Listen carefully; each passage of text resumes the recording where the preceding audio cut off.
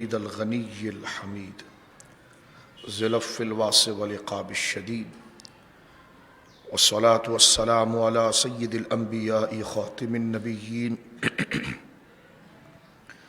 سید المرسلین خاتم النبیین سید الاولین والآخرین سیدنا وحبیبنا نبینا وکریمنا ومولانا محمد صلی اللہ علیہ وسلم عبدہ ورسولہ بالہدی ودین الحق ارسلہ اما بعد فاعوذ باللہ من الشیطان الرجیم بسم اللہ الرحمن الرحیم وَرَبُّكَ يَخْلُقُ مَا يَشَاءُ وَيَخْتَارُ آمَنْتُ بِاللَّهِ صدق اللہ العظیم ببرکت ان اللہ وملائکتہ یصلون علی النبی یا ایھا الذین آمنوا صلوا علیہ وسلموا تسلیما اللہم صل علی سیدنا وحبیبنا نبینا وکریمنا ومولانا محمد وبارک وسلم صلاة وسلاما علیک یا سیدی یا حبیبی یا رسول اللہ کلہم من رسول اللہ ملتمس غرفا من البحر اور اشفا من الدیم منزہ عن شریک فی محاسنہ فجوہر الحسن فیہ غیر منقسم ثم الرضا عن ابی بکر وعن عمر وعن علی وعن عثمان ذی الکرم مولایا صل وسلم دائما سرمدا علی حبیبک خیر الخلق کلہم.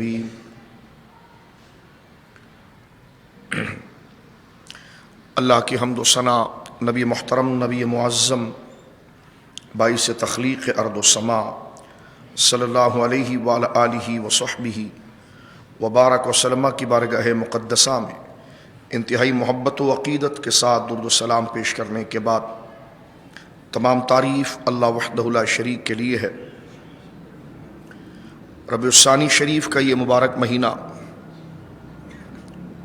جو اپنی آب و تاب کے ساتھ بحمد اللہ تعالی ہمارے سروں پر سایہ فگن ہے، اور اس مبارک مہینے کی افادیت جہاں دیگر اور مقام اور عظمت کے حوالے سے ہے، وہیں پر اس مہینے کی عظمت و شان حضور سیدنا پیران پیر غوث الثقلین غیث الکونین سرکار غوث اعظم رضی اللہ تعالی عنہ کے یوم پاک سے مناسبت رکھتی ہے. اس سے پہلے ہم نے 3 سے 4 نشستیں سرکار غوث اعظم رضی اللہ تعالی عنہ کے مرتبہ اور مقام کے حوالے سے ذکر کرنے کا شرف حاصل کیا. آج اسی کا سلسلہ عرض کرتے ہیں جس طرح کہ ہم نے سورۃ الجمعہ کی آیت گزشتہ اپنے مقام غوث الاعظم رضی اللہ تعالی عنہ کے عنوان کے ضمن میں مقام تصوف کو سمجھانے کی کوشش کی تھی کہ تصوف اسلام سے خارج کوئی شے نہیں بلکہ اسلام کا ایک بنیادی شعبہ ہے. قرآن کریم فرقان حمید نے یہ ذکر کیا تھا کہ نبی مکرم صلی اللہ علیہ وسلم کو بھیجنے کی وجہ کیا ہے اور بعثت کا سبب کیا ہے، اور یہ بہت بنیادی سوال تھا کہ حضور علیہ الصلوۃ والسلام کو کن شانوں کے ساتھ بھیجا گیا اور کن ذمہ داریوں کے ساتھ بھیجا گیا جس کی ادائیگی آپ پر آپ کے منصب کے اعتبار سے ضروری تھی، اور وہ کام حضور علیہ الصلوۃ والسلام نے اللہ کی جانب سے اللہ کے بندوں پر سر انجام دینا تھا. تو سورۃ الجمعہ کے اندر یوں تو سورۃ البقرہ اور دیگر سورتوں میں اس بات کو ذکر کیا گیا ہے، اور ایک مسلمان کو یہ معلوم ہونا چاہیے کہ نبی کو کیوں بھیجا جاتا ہے. سورۃ الجمعہ کے اندر اللہ رب العالمین نے اس چیز کو ذکر کیا تھا کہ یتلو علیہم آیاتہ ویزکیہم ویعلمہم الکتاب والحکمہ وَإِن كَانُوا مِن قَبْلُ لَفِي ضَلَالٍ مُبِينٍ، کہ ہم نے نبی مکرم صلی اللہ علیہ وسلم کو 3 کاموں کے لیے بھیجا ہے. اصل ہدایت اور اللہ کی معرفت کا اولین ذریعہ وہ قرآن مجید ہے. قرآن مجید فرقان حمید 3 چیزوں کے ساتھ وابستہ ہے. ایک تو اس کی تلاوت کہ اس کا تلفظ، اس کی قرات، اس کو اس انداز میں پڑھا جائے جس کا حکم اللہ نے عطا فرمایا ہے، جسے قرآن مجید میں ورتل القرآن ترتیلا، کہ قرآن کی آیات کو ٹھہر ٹھہر کر پڑھیں اور اس کے ہر حرف کو اس کے مخرج کے ساتھ ادا کریں. اور جو حروف تہجی اور عربی حروف ہیں جن کے مجموعے سے کلام بنتا ہے، کوئی جو حرف جس مخرج یعنی منہ کے جس حصے سے ادا ہوتا ہے اس کے نکلنے کی جو جگہیں ہمارے منہ میں ہیں، کچھ حروف ہونٹ سے ادا ہوتے ہیں، کچھ زبان کے کناروں سے، الغرض جو حروف تجوید کے قواعد ہیں ان کو وہیں سے ادا کیا جائے۔ اگر اس حرف کو اس کے مخرج یعنی منہ سے نکلنے کی جو اس کی خاص جگہ ہے وہاں سے ہٹا دیا جائے، کسی اور جگہ سے ادا کیا جائے، تو اس میں دو خرابی ہیں۔ ایک تو وہ حروف کی ادائیگی میں غلطی ہوگی، اور سب سے بڑی خرابی ہے کہ اس کا معنی بدل جائے گا، اس کا ترجمہ بدل جائے گا۔ اور بسا اوقات یہ ہے کہ ایک لفظ کو ادا کرنے میں اگر اس حرف کو اس جگہ سے ادا نہ کیا جائے جو دہن میں اور منہ میں وہ جگہ ہے، اور دوسری جگہ سے اس کا مخرج بنا لیا جائے، وہاں سے ادا کر دی جائے، تو بسا اوقات حروف کی تلفظ کی غلطی سے کفر تک لازم آتا العیاذ باللہ۔ جیسے قل ال بڑی مشہور مثال دی جاتی ہے علماء کی طرف سے کہ قل هو اللہ احد، حرف حلقی سے بڑا قاف ہے، قاف جو ہے وہ ادا کیا جا رہا ہے، قل آپ فرمائیے، لیکن اگر اس کو اس قلقلے کے ساتھ ادا نہ کیا گیا اور اس ادائیگی کے ساتھ ادا نہ کیا گیا اور حمزے کا تلفظ دے دیا گیا ال، تو اس کا معنی تبدیل ہو جاتا ہے اور یہ کفر تک چلا جاتا ہے۔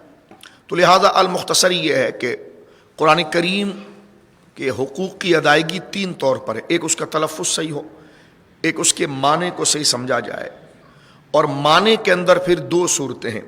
ایک تو باقاعدہ وہ احکام اور وہ حکم ہے جس کا تعلق ہمارے ظاہر کے ساتھ، اور بعض وہ اخلاق اور مینرز ہیں جن کا تعلق ہمارے باطن کے ساتھ۔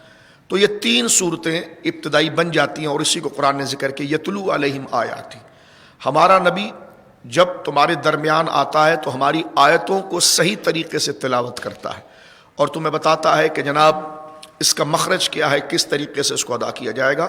تو نبی کے فرائض نبوت میں ایک چیز دیگر اور چیزوں کے ساتھ اس آیت میں جو ذکر کی گئی ہے وہ ہے تلاوت، ترتیل کے ساتھ، تجوید کے ساتھ، قرات کے تمام اصول کو ملحوظ رکھ کر تلاوت کی جائے۔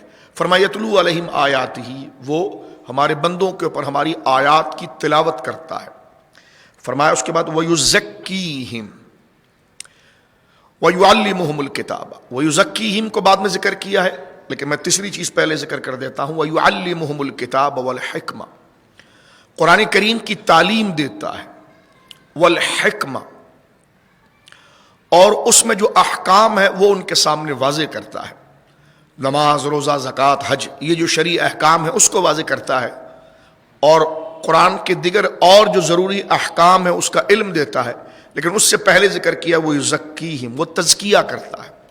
تزکیہ کا معنی ہے کہ صفائی کرنا، یعنی انسان کی طبیعتوں اور ان کے نفوس کو اعلیٰ اخلاق سے وابستہ کرنا، اور رذائل اور گندے اخلاق ان کی طبیعتوں سے نکالنا، بے حیائی کی عادت نکالنا، بے شرمی کی عادت نکالنا، تکبر کو نکالنا، وہ عادتیں جو بغض کو پیدا کرتی ہیں یا ان جیسے غلط اخلاق اور مینرز کا سبب بنتی ہیں، اس کا سد ذرائع کرنا کہ بندے کی طبیعت کے اندر تکبر والی فکر پیدا ہی نہ ہو، آئے تو فوراً اس کو وہ زائل کر دے۔ بغض ہے، ریاکاری ہے، دکھاوا ہے، یہ تمام اخلاق جو غلط اخلاق ہے، اخلاق رذیلہ ہے، اس کو ختم کر کے اس کے مقابلے میں اخلاق عالیہ اور اخلاق حسنہ، صبر ہے، تحمل ہے، شکر ہے، تواضع ہے، انکساری ہے، اخلاص ہے، اس کو کھڑا کرے۔ اس عمل کو تزکیہ کہا جاتا ہے۔ اس کا تعلق ہمارے باطن سے، یعنی اپنی تاثیر اور اپنی صحبت سے نبی ان کے اندر اچھائی کو اس طرح اتار دے جیسے زیتون کے پھل کے اندر ایک رس اور اس کی خوشبو اتری ہوئی ہوتی ہے، جیسے گلاب کے اندر اس کی خوشبو اتری ہوئی ہوتی ہے، گلاب اس کے بغیر جدا نہیں ہوتا، اور اس کی ہر پتی کے اندر اس کی خوشبو اور اس کی رنگت اتری ہوتی ہے۔ تو لہذا اسلام کا حسن اس احکام کے ظاہر پتیوں کے ساتھ وہ اخلاق ہے جو اللہ رب العالمین کے حضور اور بندوں کے حضور ادا کیا جاتا ہے، اس کو تزکیہ کہتے ہیں، اور دوسرے الفاظ میں اسی کو تصوف کہا جاتا ہے، اسی کو طریقت کہا جاتا ہے۔ لہٰذا یہ شرعی حیثیت ہے طریقت کی کہ طریقت و تصوف اسلام سے باہر کوئی شعبہ نہیں ہے، بلکہ نبی کے فرائض نبوت کی ادائیگی کا ایک ضروری شعبہ جو ہے وہ تصوف ہے۔ حضرات غوث اعظم ہو یا دیگر اولیاء ہوں، وہ اسی ترتیب کے ساتھ ان چیزوں کو بیان کرتے ہیں۔ پھر میں نے ایک سوال کا جواب گزشتہ درس میں پیش کرنے کی کوشش بھی کی تھی کہ جب تزکیہ کہتے ہی اسی چیز کو ہے، اور یہ بہت بنیادی چیز ہے جو سمجھنے کے لائق ہے طریقت کے حوالے سے، اپنے آپ کو مضبوط اور علم والا کرنے کے حوالے سے، یہ سوال اگر کیا جائے کہ ٹھیک ہے اگر طریقت اسی کا نام ہے، تزکیہ اسی کا نام ہے کہ اپنی صحبت کے ذریعے، اپنی تلقین کے ذریعے، اپنی تقریر کے ذریعے، اپنے عمل کے ذریعے، اپنی گیدرنگ کے ذریعے، اپنے مرید کے اندر، اپنے شاگرد کے اندر اور اپنے متعلق کے جو لوگ ہیں ان کے اندر اچھے اخلاق کو ڈیولپ کرنا، زندہ کرنا، اور بری عادتیں ان کو ایسا عمل ان کے سامنے مظاہرہ کرنا اور ان کے اچھے اخلاق کی ایسی جرت ان کے اندر پیدا کرنا کہ اگر برے اخلاق اور برائی ان کے اندر پیدا ہو تو مکمل اس سے جھگڑا کر کے اس کو پیچھے دھکیلیں اور اچھے اخلاق کی طرف اپنے آپ کو اٹھائیں۔ سوال اگر یہ ہے کہ اگر یہی تزکیہ ہے تو پھر اتنے سلسلے کیوں بن جاتے ہیں؟ سلسلہ قادریہ ہے، چشتیہ ہے، نقشبندیہ ہے، سہروردیہ ہے۔ جب کام ایک ہی کرنا ہے تو پھر اتنے سلسلے کیوں ہیں؟ اکثر لوگوں کے ذہن میں آتا ہے جب کام ایک ہے تو پھر قادری کیوں ہے، پھر چشتی کیوں ہے، سہروردی کیوں ہے، نقشبندی کیوں ہے، تیفوری کیوں ہے؟ یہ کیوں اتنے زیادہ اس میں سلسلے بن جاتے ہیں؟ اس کی وجہ کیا ہے؟ تو اس کا سادہ سا جواب، وقت کیونکہ بہت مختصر ہے، یہ دیا جائے گا کہ جب شریعت ایک ہے تو پھر حنفی کیوں ہے، شافی کیوں ہے، مالکی کیوں ہے، حنبلی کیوں ہے؟ جیسا احکام کے ظاہر کی ادائیگی، اس کی تعبیر، اس کی تشکیل، اس کا انتخاب، اس کی ترتیب، اس کے ثبوت کا سلیقہ، جہاں پر وہ قواعد و ضوابط خاص شریعت کے کس احکام کو سمجھنے کے لیے مختلف ہو جاتے ہیں دلائل کے اعتبار سے، وہ اس کو ترجیح دیتے ہیں، وہ اس عمل میں اس کو ترجیح دیتے ہیں۔ تو جیسا ترجیح کے اعتبار سے فقہی مذاہب ہیں، اسی طرح اخلاقیات کی تربیت کے اندر تعبیر اور ترجیح کے اعتبار سے دیگر مذاہب بن جاتے ہیں۔ میں سمجھتا ہوں کہ یہ ایک آسان سا جواب تھا۔ چوتھی صدی ہجری جو ہے وہ اسلام کی صدی ہجری، اسی میں فقہ مدون ہوا ہے۔ اس سے پہلے دور صحابہ کے بعد سے لے کر چوتھی صدی ہجری آنے تک بڑے بڑے علماء موجود تھے، ہر علاقے کے اندر اتنے بڑے عالم موجود تھے کہ لوگ ان سے مسائل لے کر زندگی کو گزارتے تھے، اور وہ اپنے اندر اجتہاد کا درجہ رکھتے تھے کہ وہ ہر پیچیدہ مسئلے کو قرآن و سنت کے ساتھ اور دین کے اصول کی مکمل رعایت کرتے ہوئے نو مولود اور نو پیدا اور جدید احکام کو وہ شریعت کے رنگ میں حل کر سکیں۔ لیکن دور جیسے گزرتا چلا گیا، قحط الرجال، وہ مزار میں چلے گئے، بعد میں ایسے لوگ تیار نہیں ہوئے، یا انہوں نے اس مسائل کو مرتب نہیں کیا، لکھا نہیں، تو آہستہ آہستہ وہ مکتب ختم ہوتے چلے گئے۔ چوتھی صدی ہجری کے اندر باقاعدہ طور پر جب ایسی ضرورت پیش آئی کہ اسلام اتنا پھیل چکا ہے کہ اب باقاعدہ دستاویزات کے طور پر شریعت کے احکام ہونے چاہیے، تو اس وقت پھر اگر جس کے احکام اجتہاد میں لکھے ہوئے تفصیلاً موجود ہوئے تو وہ چار ہی ائمہ تھے، امام اعظم ابو حنیفہ، امام شافعی، امام مالک۔ تو لہٰذا پہلے، اور یہ چار جو الگ نہیں ہیں، پہلے جتنے بڑے، ان سے پہلے جتنے بھی بڑے ائمہ گزرے ہیں جو وہ فتاویٰ دیتے تھے وہ تمام اسی میں، یعنی وہ ساری نہریں آ کر اسی ایک جگہ جمع ہوئی اور یہ ایک سمندر کی شکل اور ایک بہت بڑے دریا کی شکل اختیار کر گیا۔ تو لہٰذا یہ چار مذاہب جو ہیں یہ ایجاد نہیں ہے، بلکہ پیچھے سے آنے والے کئی مذاہب جمع ہو کر ایک جگہ پر جب بنے ہیں تو وہ چار صورت اختیار کریں گے۔ تو یہ آسان انداز میں چاروں فقہ کی تدوین کو سمجھنا، یہی حال ہوا ہے تصوف کے اندر۔ سرکار داتا صاحب رحمۃ اللہ علیہ مطالعے کے اعتبار سے بڑا وسیع موضوع ہے، اگر اس کی قدر ہو تو میں سمجھتا ہوں سونے کے پانی سے لکھنے کی یہ باتیں ہیں اس شعبے کے حوالے سے۔ اسی طرح تصوف کے اندر ہوا کہ ابتدائی طور پر 10 سے 11 سلسلے تھے، طریقے تھے، انداز تھے اخلاق کو پیدا کرنے کے، یعنی ایک بندے کی طبیعت کے اندر تاثیر خیر کو کیسے زندہ کیا جائے، اس کے مختلف انداز ہوتے تھے، جس کو جو انداز مؤثر رہا وہ اس کا سلسلہ کہلایا۔ تو یہ 11 کے قریب سلسلے گویا کہ تربیت کے تھے، یہ ایجادات نہیں تھے، اصول وہی ہے، صرف انداز تبلیغ، انداز کہتے ہیں نا یہ ٹیچر بڑا اچھا ہے، اس کتاب کو بہت اچھی طرح سمجھا دیتا ہے، وہ ٹیچر اسی کتاب کو دوسرے انداز میں سمجھاتا ہے، کتاب ایک ہی ہے لیکن سمجھانے کا انداز ہے کہ پہلے کیا پڑھ کے بتایا جائے پھر کیا پڑھ کے بتایا جائے، وہ اس کو پہلے سمجھانا چاہتے ہیں، وہ اس کو پہلے سمجھانا چاہتے ہیں۔ ہر ایک کے تجربے سے ہے کہ یہ بات اگر پہلے رکھ دی جائے گی تو بات اثر رکھے گی۔ تو جس طرح ایک کتاب پڑھانے کے لیے کئی استاذوں کے انداز تبدیل ہوتے ہیں، بس اخلاق کو پڑھانے کے لیے یہ سلسلے بن گئے۔ یہ ایک اس کی آسان سی تعبیر ہے۔ داتا صاحب رحمۃ اللہ علیہ نے اس کو ذکر کیا ہے اپنی کتاب کشف المحجوب شریف میں، جیسے کئی سلاسل تھے، سلاسل کا میں تعارف کر چکا ہوں، یعنی مکتب، انداز، ہدایت، تلقین کا طریقہ، اپنے استاد کی ذہنیت کے حوالے سے کہ وہ کس انداز و تجربے سے اپنے مرید اور اپنے شاگرد کے اندر خیر کی تاثیر کو کن الفاظوں سے لے کر آتا ہے۔ اس میں محاسبہ، قصائرہ، تیفوریہ، جنیدیہ، نوریہ، سہیلیہ، حکمیہ، فضائیہ، خفیہ، سیاریہ، یہ سلسلے گویا کہ نام کے ساتھ پکارے گئے۔ اور اس کی تشریح تھوڑی سی یہ ہے، چل پڑی ہے بات تو عرض کر دی جاتی ہے۔ قصائرہ حضرت ابو صالح بن احمد رضی اللہ تعالیٰ عنہ کی طرف منسوب تھا۔ تیفور حضرت باعزید بستامی رحمۃ اللہ علیہ کی طرف وہ سلسلہ موجود۔ حضرت سلسلہ جنیدیہ حضرت ابو القاسم شیخ الطائفہ سید الطائفہ حضرت جنید بغدادی کی طرف مشہور تھا۔ نوریہ حضرت ابو الحسین احمد نوری رحمہ اللہ کی طرف مشہور تھا۔ یہ داتا صاحب رحمۃ اللہ علیہ سلسلے کا تعارف لکھتے ہیں کہ کس کے انداز ٹیچنگ، تربیت، تدریس سے وہ نام مشہور ہوا تو ان کے ناموں سے لایا گیا۔ سہیلیہ حضرت سہیل بن عبداللہ تستری، جن کی بہت بڑی تصوف میں لکھی جانے والی بڑی مستند تفسیر ہے، تفسیر تستری، وہ بھی ہے۔ اسی طرح حکمیہ حضرت ابو عبداللہ ابن علی حکیم ترمذی صاحب نوادر الاصول، جو امام ترمذی سے بہت پہلے گزرے ہیں، ان کو بھی ترمذی کہا جاتا ہے۔ لوگوں کو شک ہو جاتا ہے جب ان کا نام آتا ہے تو ترمذی، امام ترمذی نام دو، یہ صوفی تھے۔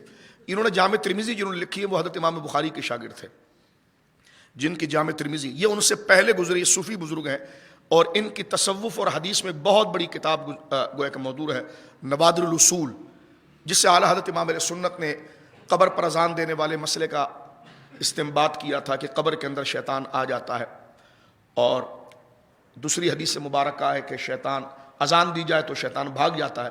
تو یہ قبر والا جو معاملہ ڈسکس کیا، یہ نوادر الاصول سے لیا ہے۔ ہماری لائبریری میں کتاب موجود ہے، غالباً یہ سن 250 ہجری کے یہ بزرگ ہیں، یعنی حضرت امام ترمذی سے پہلے گزرے ہوئے۔ ان کی طرف ایک سلسلہ مشہور ہے، وہ حکمیہ ہے۔ خزائیہ حضرت خزار رضی اللہ عنہ کی طرف ہے۔ خفیفیہ حضرت ابو عبداللہ محمد بن خفیف شیرازی کی طرف ہے۔ سیاریہ حضرت ابو العباس سیاروی کی طرف سے۔ گویا کہ 10 سے 11 سلسلے پہلے ہوا کرتے تھے، لیکن ہوا یہی کہ یہ باقاعدہ اکیڈمک کا درجہ حصہ اختیار نہیں کر سکے۔ ایک اکیڈمک درجہ اختیار نہ کرنے کی وجہ سے تو کوئی نصاب نہیں تھا اور کوئی سلیبر نہیں تھا کہ جس سے بات کی جائے، وہ تھا ان 4 سلسلوں کا۔ تو گویا یہی 11 سلسلے آ کر سلسلہ قادریہ قادریہ کیا ہے؟ جنیدیہ ہی ہے۔ نقشبندیہ کیا ہے؟ تیفوریہ ہی ہے۔ تو گویا کہ اوپر کے جو بڑے سلسلے تھے وہ تمام آ کر ان میں ذکر ہوئے، پھر وہ 11 سلسلے جو تھے وہ اصل آ گئے ان کے اندر، تو اب قادری، چشتی، نقشبندی، سہروردی کے نام سے یاد کیا گیا۔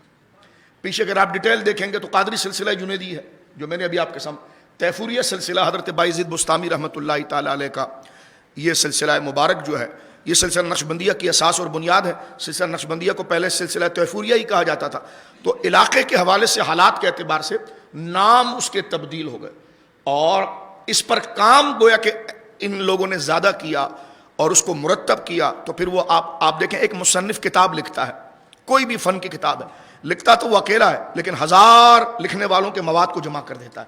اب کتاب پھر اس کے نام سے یاد کی جاتی، ہاں یہ کتاب ہے۔ تو لہذا سلسلہ قادریہ ایک سلسلہ ہے، لیکن یہ 11 سلسلے اس کے اندر آ گئے ہیں، اب یہ غوث پاک کے نام سے یاد کیا جاتا ہے۔ تو یہ اس کی آسان تعبیر ہے سلسلوں کے حوالے سے، جو اکثر ذہنوں کو مشوش کرتی ہے، تو میں نے چاہا کہ اس کو آپ کی خدمت میں ذکر کر دیا جائے۔ سلسلے کے اس تعارف کے بعد دوسری طرف ہم آتے ہیں سرکار غوث اعظم رضی اللہ تعالیٰ عنہ، جن کو اللہ نے ہر شعبے کے اندر امامت کا درجہ عطا فرمایا تھا۔ یعنی علم احکام و شریعت کے جتنے شعبے ہیں، چاہے وہ قرآن کی تلاوت ہو، یعنی شعبہ تجوید ہو، چاہے اس کے معنی اور مبانی پر بحث ہو، جیسے کہ سلسلہ علم بلاغت ہو، علم معنی ہو، علم ادب ہو، عربیت پر عبور کرنے کا علم ہو، پھر قرآن کے خاص علوم کے اندر آ جائیں تو تفسیر ہو، اصول فقہ ہو، یہ تمام جو علوم ہیں، جس طرح کے بعد علماء نے لکھا کہ تفسیر قرآن وہ لکھے گا جس کو 17 سے زیادہ علوم پر عبور ہوگا، اب وہ علوم اتنے ہیں کہ جس کو سمجھنے میں پوری زندگیاں گزر جاتی ہے، اس پر عبور کرنے، اور بغیر کسی مبالغے کے غوث اعظم رضی اللہ تعالیٰ عنہ کی کتابیں اگر دیکھی جائیں، یا جنہوں نے غوث اعظم پر لکھا، غوث اعظم کی کتابیں بہت بلند ہیں، پھر غوث پاک کے بعد جنہوں نے غوث پاک کی تعریف توصیف میں جملے کہے یا آپ کے علمی کارنامے کو سراہا، وہ خود اپنے وقت کے امام العصر لوگ گزرے ہیں. یہ تمام چیزیں سامنے رکھ کر دیکھی جا سکتی ہے کہ غوث اعظم کو اللہ رب العالمین نے علم ظاہری کے اندر وہ ملکہ و مقام عطا فرمایا تھا کہ آپ کا دور تو دور یہ 1000 سال کا عرصہ گزر گیا ہے، اس کے بعد بھی کوئی ہم پلہ ایسا عالم روئے زمین پر آیا نہیں. یہ واقعتاً کوئی مبالغہ نہیں، وقت کے اختصار کے ساتھ صرف ہم غوث پاک رضی اللہ تعالیٰ عنہ کے مقام علمیت کو واضح کر رہے ہیں کہ یہ غوث اعظم رضی اللہ تعالیٰ عنہ کا مقام تھا. غوث اعظم کی زندگی کیسے گزری ہے، بڑی سنجیدگی کے ساتھ یہ بات سن لیجیے. آج اس نام سے بڑا فراڈ ہوتا ہے کیونکہ نقال اتنے آ گئے ہیں کہ نام ان کا لے کر بے شمار گویا کہ فراڈ ہوتا ہے. جس طرح کہ میں نے بڑی رات کو بھی ذکر کیا، جو نام غوث پاک کا ہوتا ہے، غوث پاک نے پوری زندگی جن کا رد کیا ہے وہ عقیدے آج ان جعلی پیروں نے اپنائے ہوئے ہیں اور نام غوث پاک کا ہے. سارے عقیدے شیعوں والے ہوتے ہیں ان کے الا ماشاء اللہ. اور پھر کہتے ہیں جی ہم قادری چشتی نقشبندی. تو میں نے کہا شرم نہیں آتی تمہارے؟ اتنی بڑی پگڑی پہن کے ہاتھ میں لمبی لمبی تسبیح لے کر لوگوں کا حضرت ابوبکر کی افضلیت کے خلاف ابھارتے ہو، صحابہ کے خلاف بک بک کرتے ہو. تمام صحابہ کی عظمت و قدر اپنی جگہ پر متحقق ہے، کون اس کا انکار کرے؟ کہ ہم اہل سنت ہیں، بڑی خاموشی سے سنیے اس بات کو، ہم اہل سنت ہیں. ہمارے نزدیک حضرت ابوبکر صدیق رضی اللہ تعالیٰ عنہ کی افضلیت علی الاطلاق ہے. یعنی مجموعی طور پر مطلقاً جب کہا جائے گا، ڈائریکٹ جب کہا جائے گا بڑا کون تو کہا جائے گا ابوبکر. اس کا یہ مراد نہیں ہے کہ تمام اجزاء اور تمام شعبے اور ہر صفت میں ان کو افضل کہا جائے، کیونکہ جزوی صفت اور صحابہ کی الگ الگ ہے. اب ظاہر سی بات ہے سیدہ فاطمہ رضی اللہ تعالیٰ عنہ، سیدہ زہرا پاک کے پاس جو شان ہے وہ حضرت عائشہ کے پاس نہیں ہے، لیکن جو حضرت عائشہ کے پاس شان ہے وہ سیدہ زہرا کے پاس نہیں، کیونکہ یہ حضور سید عالم کی بیوی ہونے کی وجہ سے عظمت رکھتی ہے اور بیوی کا مقام بہت ہوتا ہے، وہ بیٹی ہونے کی وجہ سے عظمت رکھتی ہے. تو گویا کہ جزوی فضیلتیں تقسیم ہوتی ہیں. تو حضرت ابوبکر صدیق کو جب ہم افضل کہتے ہیں وہ علی الاطلاق کہتے ہیں کہ علی الاطلاق ڈائریکٹ، یعنی ڈائریکٹ انڈائریکٹ نہیں، ڈائریکٹ اگر یہ کہا جائے گا کہ امت میں سب سے افضل کون ہے تو وہ حضرت ابوبکر صدیق کے لیے کہا جائے. ہاں اس سے کسی صحابی کی نفی نہیں ہوتی. جیسے حضرت مولا مرتضیٰ رضی اللہ تعالیٰ حضور کے عزیز رشتہ دار ہیں، یہ آپ کی فضیلت ہے، یہ حضرت ابوبکر صدیق کے پاس نہیں. لیکن جو سیدنا صدیق اکبر رضی اللہ تعالیٰ کے پاس ہے وہ حضرت مولا علی کے پاس نہیں. اعلیٰ حضرت امام اہل سنت نے مطلع القمرین میں اس چیز کو واضح طور پر رکھا کہ سرکار مولا مرتضیٰ رضی اللہ تعالیٰ کو افضل حضرت ابوبکر ہے. میں نے بتا دیا وہ ایک اصولی بات ہے وہ. لیکن اس کے علاوہ حضرت سیدنا مولا مرتضیٰ رضی اللہ تعالیٰ کی 18 وہ شانیں ہیں جس میں کوئی اور شریک نہیں. اسی طرح فاروق اعظم کے لیے آ جائے، آپ کو محدث کہا گیا، آپ کی زبان پر حق جاری ہوا یہ کہا گیا، یہ کسی اور صحابی کو نہیں کہا گیا. اسی طرح حضرت عبید اللہ، حضرت سیدنا ابو عبیدہ بن جراح کو امین الامت کہا گیا، کسی اور صحابی کو نہیں کہا گیا. تو گویا کہ ہر صحابی کی اپنی اپنی ایک جزوی فضیلت ہے، اہل سنت اس کے منکر نہیں. اور کیسے ہو سکتے ہو؟ تو حدیث اور قرآن کے اندر بات، جیسے پورے قرآن میں کسی کا نام نہیں آیا، حضرت زید کا نام آیا. اب یہ کسی اور صحابی کو یہ شرف نہیں ملا، زید بن حارثہ کا نام سورہ احزاب میں آیا صرف. لیکن آپ دیکھیں پورے قرآن کے اندر کسی اور کو صحابی نہیں کہا گیا، حضرت ابوبکر کو کہا گیا. وقال علی صاحبہ، جبکہ سارے صحابہ ہیں. تو گویا کہ ہر ایک کی اپنی اپنی ایک فضیلت اور درجہ جزوی ہے، اس کا انکار نہیں کیا جا سکتا. لیکن علی الاطلاق جس کو افضل کہا جاتا ہے وہ حضرت ابوبکر صدیق ہے. اس تفصیل کے بعد بھی اگر کوئی ہم پر الزام لگائے تو وہ قیامت کے دن خدا کی بارگاہ میں جواب دے گا. اب یہ نہیں ہو سکتا، حضرت مولا مرتضیٰ رضی اللہ تعالیٰ سے محبت ایمان کا حصہ ہے، لیکن اسی طرح ان کو مانیں گے جیسے اہل سنت نے بیان کیا ہے. اپنی مرضی سے آپ نہیں مانیں گے. اور یہ جو چٹکی چھوڑی جاتی ہے وہ غوث پاک کا ذکر کیوں کرتا ہے جو علی کو نہیں مانتا؟ تو میں نے کہا آپ کو مولا علی کا نام ہی نہیں لینے آتا. علی، تو اپنے پیر اپنے باپ کا نام ادب سے رہتا ہے، ادھر علی علی کرتا ہے، سیدنا علی نہیں بول سکتا، مولا علی نہیں بول سکتا. تو پتہ چلا تم نام مولا علی کا لے رہے ہو اور کام تم ایران کا کر رہے ہو. آج کل یہ چٹکیاں بھری جاتی ہیں کہ جناب غوث پاک کے پیچھے جا رہے ہیں، علی کا، ہماری محفل سے وہ چلے جائیں کہ جو علی کا ذکر نہ کرے. میں نے کہا امام احمد رضا کے ماننے والوں سے بڑا بھی کوئی مولا علی کا ماننے والا ہو؟ تو یہ خواہ مخواہ ایک جو ہے وہ بلیک میلنگ ہوتی ہے. میں نے ترتیب کے ساتھ بتا دیا. حضرت مولا مرتضیٰ کو مانتے ہو تو ان کی مانو، علی کو بھی مانو اور علی کی بھی مانو.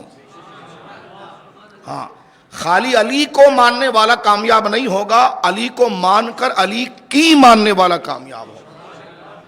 اور اہل سنت و جماعت وہ ہیں جو علی کو مانتے ہیں اور پھر علی کی بھی مانتے ہیں. لہٰذا ایک بلیک میلنگ شروع ہو جاتی ہے. یعنی خود انہوں نے ایک آئیڈیا بنایا ہے, ایک آئیڈیالوجی اپنی طرف سے بنائی ہے کہ ہم نام علی کا لیں گے, پھر جس صحابی پر جائیں گے گریبان پہ ہاتھ ڈال دیں گے. اور جب آپ کہیں گے آپ صحابہ کے خلاف بول, اچھا آپ علی کے خلاف ہیں, آپ علی کا ذکر روک رہے ہیں. ارے مردودو, ملعونوں, جھوٹو, رافضیوں کے دلالوں, ان کے ایجنٹوں, ہم نے کب علی کو, ہم تم سے کہہ رہے ہیں مولا علی کا ذکر عبادت ہے, علی کی مانو, علی کی مانو. مولا علی نے کسی صحابی اپنے دوست کے خلاف بات نہیں کی. جن سے جنگیں ہوئی ہیں وہ اجتہاد پر مبنی تھی, اور تم جیسے آج کے تفضیلی جعلی ملا اور یونیفارم پہنے ہوئے 2 نمبر پیر, تم بتاؤ گے کہ ان جنگوں میں کیا ہوا. یہ تو غوث پاک خود اپنی کتابوں میں لکھ گئے. جب مسئلے حل ہو چکے ہیں تو اپنی طرف سے بلیک میلنگ کیوں کرتے ہو؟ کسی ایک صحابی پر حملہ کر دیں گے اور اس پر اپنی بڑاس نکالیں گے, کیونکہ ان کو ادھر سے خاص مرات ملنی ہے, بڑاس نکالیں. جب ہم کہیں گے صحابی کے خلاف, جب ہم اس صحابی کے فضائل بیان شروع کر دیں گے کہ تم نے اس کے خلاف بولا ہے, تو ہم پر فرض ہو گیا کہ ہم ان کا مقام لوگوں کو بتائیں. اچھا اس کا مطلب ان کو تم علی سے بڑھا رہے ہو. ارے بھائی بات کہاں کی اور کہاں لے جا رہے ہو؟ اچھا اس کا مطلب یہ ہے کہ تم علی کے دشمن ہو, تم علی کا ذکر نہیں کر رہے ہو. تو آپ بلیک میلنگ دیکھ رہے ہیں ان شیطانوں کی. ان شیطانوں کی بلیک میلنگ یہ ہے, 2 نمبر شیطان پیروں کی بلیک میلنگ یہ ہے کہ یہ نام مولا علی کا لیں گے, تو مولا علی کا نام لینا تو عبادت ہے, ذکر علی کی عبادت. لیکن یہ کیا ہے کہ جب دیگر صحابہ پر اعتراض, تنقید, کالوں کے رستے پر چلتے ہوئے ان پر حملہ, جب ان کو کہا جائے رکو یہ صحابی کی توہین کر رہے ہو, اچھا تو تم نے ان کو علی سے بڑھا دیا, تم علی کے بغض. ارے بھائی مولا علی کی بات کہاں ہو رہی ہے؟ تم جو گالی دے رہے ہو صحابہ کی اس پر بات ہو رہی ہے. بات سمجھ رہے ہیں آپ؟ تو کس طریقے سے یہ مردود عمل کرتے ہیں. تو وہ بات میں یہاں پر ذکر کرتے عرض کرنا چاہتا ہوں, حضرت غوث اعظم کو اگر پڑھ لیا جائے تو ساری چیزیں واضح ہو جاتی ہیں اور بات نکھر کے سامنے آ جاتی ہے. تو میرے دوستو بزرگوں, حضرت غوث اعظم رضی اللہ تعالیٰ عنہ کی پوری زندگی, جس طرح میں نے کہا کہ وہ اہل سنت کے امام تھے اور ہیں, ان کی پوری زندگی کس اعتبار اور کس مقام اور شان کے ساتھ گزری. ہر صحابی کا ادب لازم ہے, ضروری ہے, حفظ مراتب کے ساتھ. عزت ہم سب کی کرتے ہیں, درجہ سب کو ایک جیسا نہیں دیتے. یہ سمجھ لیجیے, اس سے کھل کر اور کیا بات کی جائے آپ سے. اس پر بھی اگر کوئی جاہل جو ہے کوئی بھنگڑے ڈالنے والا پیر اگر آگے سے بکواس کرے تو ہر جاہل کو مطمئن کرنا ہمارا تو کام نہیں ہے. ہم تو اپنے دوستوں کو اپنا عقیدہ اور ایمان واضح کرو. اور سب سے بڑی بات یہ ہے کہ ہم امام ربانی کے ماننے والے ہیں, ان کی ہر تحریر کے ہم مصدق ہیں. پیر محرلی شاہ صاحب کی ہر تحریر کے ایک لفظ کے ماننے والے ہیں. اعلیٰ حضرت کے ایک تحریر کے لفظ کے. اب میں کیا کھول کے بتاؤں, جو نامی کتابوں کو لے لیا ہے. ہماری کوئی بھی گفتگو اگر ان کے کتاب کے خلاف ہو, کیونکہ ان کی کتاب ان کی نہیں, وہ اہل سنت کا نشان ہے, تو آپ بتائیے, ہم توبہ کرنے تیار ہیں. لیکن آپ کتنا بڑا دجل کرتے ہو, نام مولا علی کا لیتے ہو, نام ان کا لے کر صحابہ پر حملہ کرنے کے لیے نام ان کا لیتے ہو. تو مولا علی نے تو کبھی زندگی میں یہ نہیں کیا, نہ امام حسین نے کیا. علی کے جتنی بھی اولاد آئی رضی اللہ عنہ, سیدنا علی کی, حضرت داتا صاحب ہوں یا غوث اعظم ہوں, آپ پڑھیے, جس صحابی پر آج تو تبرہ کر رہا ہے شیطان, تو خود پڑھ. آج تک حضرت مولا کائنات سے لے کر آج تک 1500 سال میں جتنی ان کی اولاد سید حسنی حسینی آئی, جن کو خدا نے قرآن و سنت کا علم دیا تھا, انہوں نے ان صحابہ کے بارے میں کیا لکھا ہے ہم ماننے کے لیے تیار ہیں.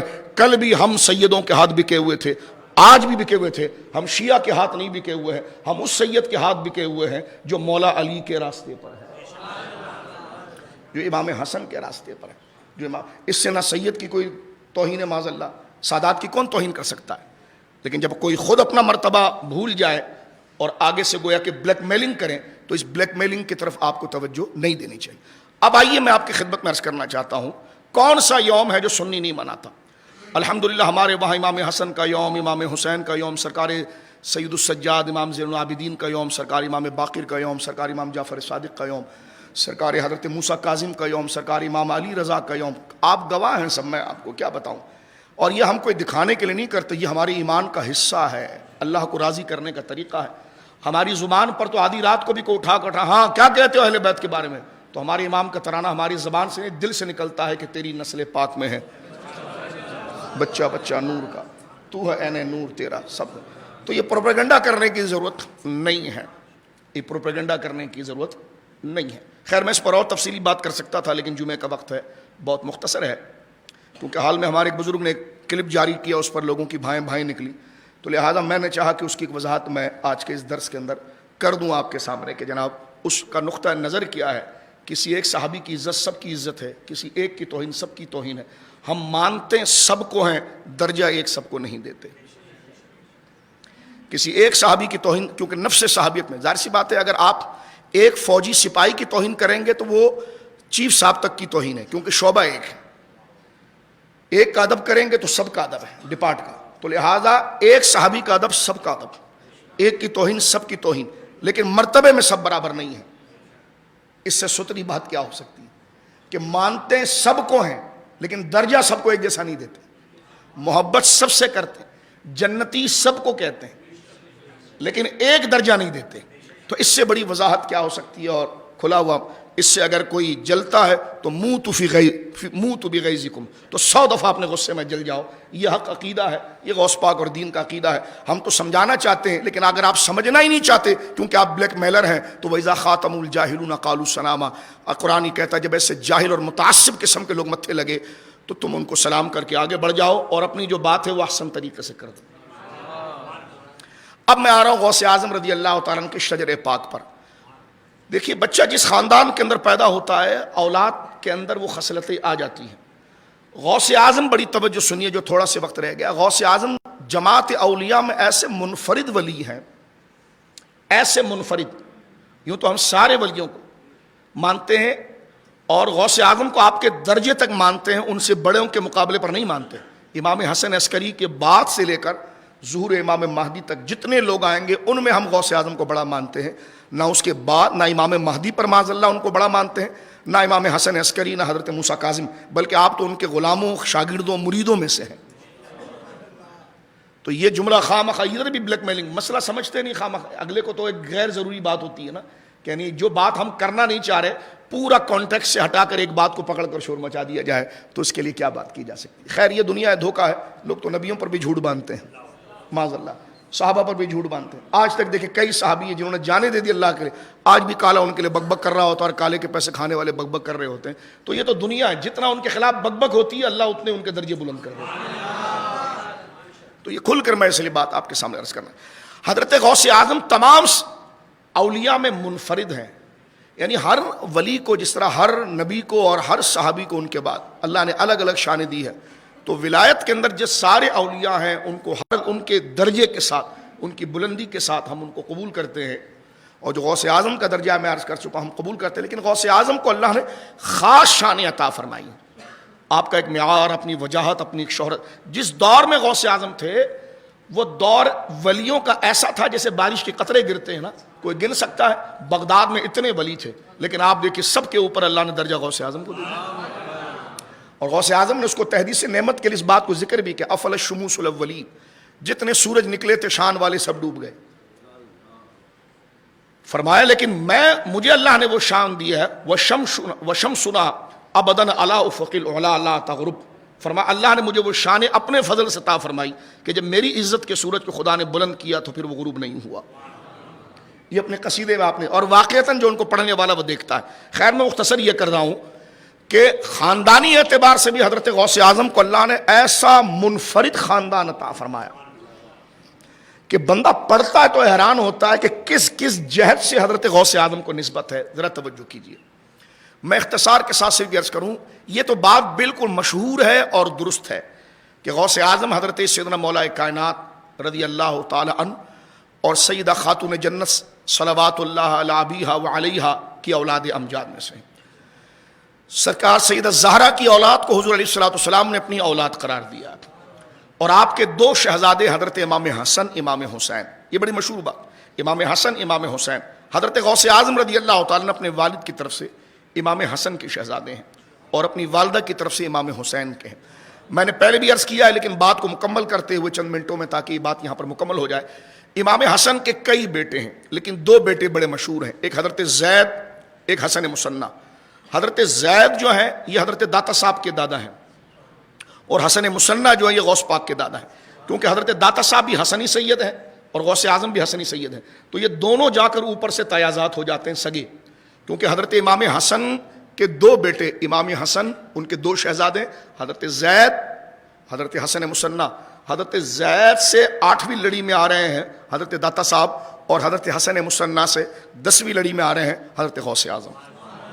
حضرت حسن مصنع جو ہیں، حسن مصنع ان کو کہا جاتا ہے کیونکہ ہو بہو اپنے والد کی طرح تھے، چہرہ ان کا بالکل حضور کی طرح تھا، کیونکہ امام حسن دکھتے ہی حضور کی طرح تھے، جیسے جامع ترمذی نے مولا علی نے خود فرمایا الحسن اشبہ برسول اللہ صلی اللہ علیہ وسلم ما بین الصدر الی الراس، کہ میرا بڑا بیٹا حسن بالکل اپنی نانا کی طرح تھا، اور حسن مصنع جو ان کے بیٹے یہ ہو بہو اپنے ابو کی طرح تھے۔ سن لیجیے، مصنع بمعنی سیکنڈ، جونیئر جس کو کہتے ہیں اب اردو، حسن مصنع۔ ان کی شادی کس سے ہوئی؟ امام حسین رضی اللہ تعالیٰ کی شہزادی فاطمہ بنت حسین سے۔ حضرت حسین اپنے اس بھتیجے سے بہت پیار کرتے تھے، اور خود آپ نے کہا حسن مصنع سے کہ میرے لاڈلے بھتیجے، میری 3 بیٹیاں ہیں، تو جس سے کہے گا میں تیرا نکاح کروں گا۔ حسن مصنع کہتے ہیں میں چچے جان کے سامنے حیا کر گیا، سید الشہداء امام حسین کے سامنے مجھے شرم آئی اور میں نے سر مبارک کو جھکا لیا، تو سیدنا حسین نے میرے کندھے پر ہاتھ رکھ کر یہ بات کی کہ ہاں میری بیٹی فاطمہ جو ہے، جو کربلا میں تھی سیدہ سکینہ کے ساتھ، فرمایا میں نے اپنی بیٹی کا نام فاطمہ اس لیے رکھا، اپنی ماں کے نام پر رکھا، کیونکہ یہ دکھتی بھی میری ماں کی طرح ہے اور عمل میں بھی میری ماں کی طرح ہے۔ حضرت فاطمہ بنت حسین کا نکاح ہوا حسن مصنع سے، ان سے پیدا ہوئے حضرت عبداللہ محض۔ عبداللہ محض ان کو اس لیے کہا جاتا ہے خالص، کیونکہ ان کی والدہ حضرت حسین کی بیٹی ہیں اور والد جو ہے وہ حضرت امام حسن کے بیٹے تھے، خالص حسن مصنع اور حضرت سیدہ فاطمہ بنت حسین سے پیدا ہو رہے ہیں حضرت عبداللہ محض۔ میں نے ایک رشتہ پہلے بتا دی تھا، تو عبداللہ محض سے پیدا ہو رہے ہیں محمد نفس زکیہ، اور ان سے پیدا ہوئے عبداللہ شاہ غازی، جو آپ کے کراچی کے کلفٹن کے ساحل پر جلوگر ہیں اور تشریف فرما ہیں۔ حضرت سیدنا عبداللہ شاہ غازی رحمۃ اللہ علیہ کے والد ہیں حضرت محمد نفس زکیہ، ان کے والد ہیں حضرت عبداللہ محض، ان کے والد حسن مصنع، ان کے والد ہیں مولا امام حسن، اور ان کے والد علی المرتضیٰ رضی اللہ عنہ۔ تو یہ سلسلہ گویا کہ اس ترتیب کے ساتھ۔ اب اس کو سننے کے بعد حضرت فاطمہ بنت حسین جو ہے رضی اللہ تعالیٰ عنہ، ان کا نکاح ہوا تھا حسن مصنع سے۔ حضرت حسن مصنع جوانی میں انتقال کر گئے۔ جب ان کا انتقال ہوا، حضرت حسین کی بیٹی فاطمہ رضی اللہ تعالیٰ عنہ یہ بیوہ ہو گئی، تو ان کی شادی ہوئی حضرت سیدنا عثمان غنی کی پوتے عبداللہ کے ساتھ، ٹھیک ہے۔ اچھا، یہ اب دیکھیے غوث اعظم کا نسب حسنی حسینی کے ساتھ عثمانی بھی ہو گیا، ٹھیک ہے۔ اب آپ غور کیجئے، جب عبداللہ جو ہیں، جو حضرت عبداللہ محض کے سوتیلے باپ ہیں اور فاطمہ بنت حسین کے دوسرے شوہر ہیں حسن مصنع کے انتقال کے بعد، یہ عبداللہ جو ہیں ان کی امی کا نام ہے سیدہ حفصہ، ان کو کہتے ہیں حفصہ، کہتے ہیں حفصہ، وہ بیٹی ہیں، وہ پوتی ہے فاروق اعظم کی، عبداللہ بن عمر کی بیٹی ہیں، تو یہاں سے حضرت غوث اعظم کا نسب فاروقی بھی ہو گیا۔ تو یہ دیکھیں علوی تو تھا، لیکن اس نسبت سے عثمانی اور اس نسبت سے فاروقی۔ اب آ جائیے صدیقی کیسے بنتا ہے۔ غوث اعظم کے والد صاحب حضرت سیدنا ابو صالح موسیٰ، ان کی جو امی ہے، یعنی غوث پاک کی امی نہیں، آپ کی دادی جان سیدہ ام سلمہ، یہ حضرت ابوبکر صدیق کے بڑے بیٹے حضرت عبد الرحمن، ان کی اولاد میں سے ہے۔ میں حیران ہوں، آپ دیکھیے کہ غوث اعظم رضی اللہ تعالیٰ عنہ کو اگر آپ نسب کو دیکھیں گے تو بیک وقت وہ حسنی حسینی بھی ہے، فاروقی بھی ہے، عثمانی بھی ہے اور صدیقی بھی ہے۔ یہ میں بہت یونیک بات آپ کے سامنے کر رہا ہوں۔ ایسا نسب کے جو چاروں سلسلوں کے ساتھ جا کر مل جائے اپنی نسبتوں کے ساتھ، تو مجھے کہنے دیجئے کہ یوں ہے کہ جو فیضان سیرہ مصطفیٰ پر اترا، وہ دریا جو سرکار کے سینے پر فیض کا تھا، وہ 4 نہروں میں تقسیم ہوا، صدیقی، فاروقی، عثمانی، علوی، اور وہ چاروں نہریں بیک وقت جس کے سینے پر آ کر گری وہ شیخ عبد القادر جیلانی۔ تو یہ غوث اعظم رضی اللہ تعالیٰ عنہ کی شجرے کا امتیاز ہے۔ اور آخری بات یہاں پر میں عرض کر دیتا ہوں تاکہ بات مکمل ہو جائے۔ حضرت سیدنا غوث اعظم کی امی جان سیدہ فاطمہ یہ حسینی ہے۔ یہ تو میں نے والد کی طرف سے نسب ذکر کیا کہ آپ والد کی طرف سے حسنی، حسینی، فاروقی، عثمانی چاروں خلیفہ کی اولاد بن جاتے ہیں، کیونکہ دادیاں اور نانیوں کے رشتے سے، جو میں نے آپ کی خدمت میں عرض کیا، بعد میں ریکارڈنگ آپ سن لیجئے گا۔ حضرت غوث اعظم رضی اللہ تعالیٰ عنہ کی امی جان سیدہ فاطمہ ہیں، یہ مولا علی رضا کی بیٹی ہیں۔ مولا علی رضا حضرت موسیٰ کاظم کے بیٹے، یعنی اوپر جا کر 4-5 سلسلوں کے بعد یہ حضرت مولا علی رضا کی بیٹی بنتی ہے۔ حضرت مولا علی رضا رضی اللہ تعالیٰ جو مشہد مقدسہ میں آرام فرما رہے ہیں، کتنی بڑی شخصیت ہے، ان کا عرس ہم بار بار کرتے ہیں۔ سرکار موسیٰ کاظم کے شہزادے ہیں، حضرت امام جعفر صادق کے پوتے ہیں، امام الاولیاء ہیں۔ حضرت مولا علی رضا وہ ہیں جنہوں نے حضرت معروف قرخی کو کلمہ پڑھا کے مسلمان کیا تھا۔ حضرت سری سختی ان کے ہاتھ پر مسلمان ہوئے۔ حضرت مولا علی رضا وہ عظیم ہستی ہے جن کے گھر کے دھوبی کا نام حضرت معروف قرخی تھا۔ تو آپ اندازے لگائیے جن کے گھر میں جھاڑو لگانے والا معروف قرخی ہو تو حضرت مولا علی رضا کی شان کتنی بلند ہوگی۔ حضرت مولا علی رضا رضی اللہ تعالیٰ عنہ کے کئی بیٹے ہیں، لیکن دو بیٹوں کا میں ذکر کرتا ہوں، ایک محمد، ایک ابراہیم۔ یہ محمد جواد جو ہیں یہ سرکار غوث اعظم رضی اللہ تعالیٰ کی امی جان سیدہ فاطمہ کے دادا بنتے ہیں، یعنی حضرت سیدہ فاطمہ جو ماں ہے غوث اعظم کی، ان کے جد اعلیٰ اوپر بن رہے ہیں حضرت محمد جواد۔ محمد جواد کے چھوٹے بھائی ابراہیم یہ حضرت غریب نواز کے دادا ہے۔ غریب نواز کا رشتہ جا کر حضرت ابراہیم سے جڑتا ہے اور وہ بیٹے ہیں حضرت امام علی رضا کے۔ حضرت غوث اعظم کے نانا کا رشتہ جا کر اپنی والدہ کی طرف سے جا کر نانا کا رشتہ جو ہے وہ حضرت محمد جواد سے جڑتا ہے اور وہ مولا امام علی رضا کے گویا کے شہزادے ہیں۔ یہ وہ خوبصورت گلدستہ ہے حضرت غوث اعظم رضی اللہ تعالیٰ کا، اگر آپ نے غور کیا ہو تو انسان کی عقل حیران ہو جاتی ہے کہ اتنے پیارے طریقے سے قدرت نے گویا کہ ان دانوں کو پرو کر حضرت غوث اعظم رضی اللہ تعالیٰ کے سلسلے کو کیا۔ تو آپ کا شجرہ پڑھ کر ہی بندہ اس بات کی طرف متعجب ہو جاتا ہے، واقعی میں جس کے خاندان کا اہتمام ایسا کیا ہو وہ بندہ دستگیر اور غوث اعظم نہ بنے تو کون غوث اعظم بنے۔ تو آج کے درس میں نے کہا کہ چند یہ سوالات ہمیشہ غوث اعظم کی حیات کے حوالے سے رہ جاتے تھے، تو اللہ نے زندگی کی مہلت دی ہے تو ہم نے چند باتیں اپنے شعور کو بیان کرنے کے لیے اور اس کو بڑھانے کے لیے، تعلیم کے لیے چند باتیں ذکر کی ہے۔ کاش اللہ رب العالمین ہمیں دین سے محبت اور ان ہستیوں سے ذوق اللہ کے لیے عطا فرمائے۔ اور یہ بات بھی میں نے اس لیے عرض کی ہے کہ ہمارے دل میں ذوق اور محبت ان سے، کیونکہ اللہ کے لیے ان سے محبت ہے، وہ پہلے سے زیادہ بیدار ہو جائے۔ اور حق یہی ہے کہ مزرعہ چشت و بخارا و عراق و اجمیر، کون سی کشت نہیں جس پہ برسا نہیں جھالا تیرا،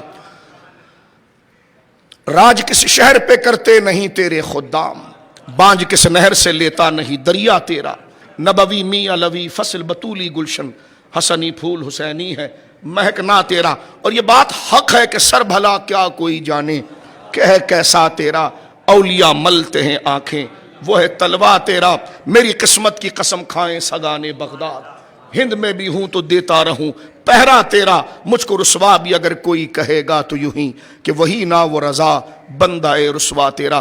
اللہ رب العالمین ان ہستیوں کی محبت میں ہمیں زندہ و سلامت رکھے، اور اللہ رب العالمین ایمان پر خاتمہ کل قیامت کے دن ان ہستیوں کے جھنڈے تلے ہمیں اٹھائے اور لوائے ہم تلے ہمیں جگہ عطا فرمائے۔ اس مارا ماری اور ہوس کی دنیا سے اللہ رب العالمین ہمارے ایمانوں کو تحفظ دے، اور کوئی نئی بات سیکھنے کی ضرورت نہیں، اہل سنت کے سارے مقامات لکھے ہوئے ہیں، اللہ بس اجادہ حق کی پیروی کرنے کی ہمیں توفیق عطا فرمائے۔ وآخر دعوانا الحمدللہ رب العالمین۔